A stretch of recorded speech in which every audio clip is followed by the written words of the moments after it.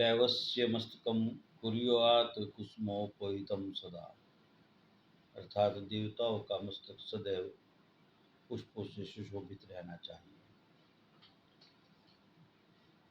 अब किस देवता को, देवी देवता के विग्रह को कौन सा पुष्प नहीं चढ़ाना चाहिए, इस विषय में आज आपसे अपने विचार साझा करने का मन है।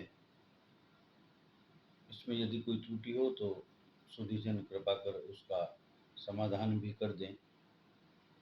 परंतु जहाँ तक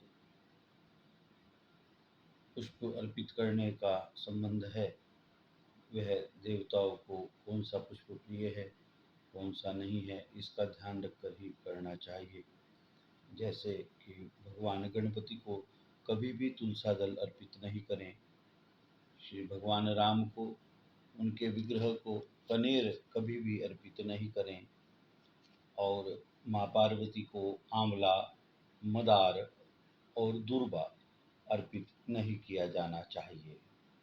भगवान शिव को केतकी का पुष्प, केवड़ा और सिंदूर कभी भी अर्पित नहीं किया जाना चाहिए। इसी तरह भगवान विष्णु को अगस्त्य के पुष्प, माधवी, लोध, धतूरा और अक्षत यानी के चावल अर्पित नहीं किए जाने चाहिए। भगवान सूर्य को बिल्वपत्र, धतूरा, अपराजिता के पुष्प, तगर यह अर्पित नहीं किए जाने चाहिए।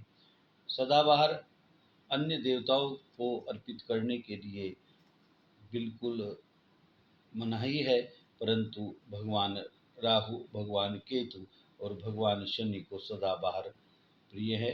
इसके साथ ही छुई मुई के नीले पुष्प भी इन तीनों को अर्पित किए जा सकते हैं। अब प्रश्न आता है कि कौन सा पुष्प कितने दिन तक भगवान को अर्पित किया जा सकता है। पहला समाधान मिलता है कि माली के घर रखे हुए पुष्प बासी नहीं कहे जाते।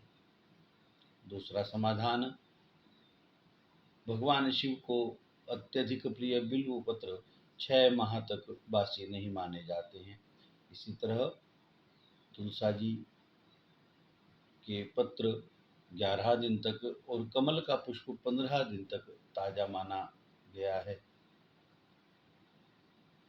आपसे निवेदन है कि इस विषय में और अधिक आप भी अनुसंधान करें, चर्चा करें, और यदि इसमें कोई त्रुटि हो, यदि इसमें कोई कमी हो जो वक्तव्य मैंने यहाँ दिया है, तो उसका सुधीजन अवश्य ही निराकरण करें।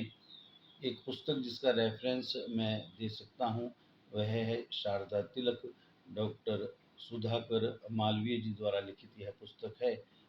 इसके अतिरिक्त पद्म पुराण में भी इस विषय को उठाया गया है। आप सब पर देवों की कृपा सदा बनी रहे। आप सबके सभी शुभ संकल्प, शुभ मनोरथ पूर्ण हों, ऐसी माँ जगत जननी जगदम्बा से सदा प्रार्थना।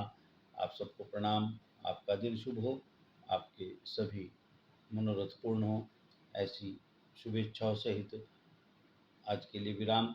अगली बार किसी और विषय पर आपके समक्ष हाजिर होऊंगा। तब तक के लिए नमस्कार। जय हिंद।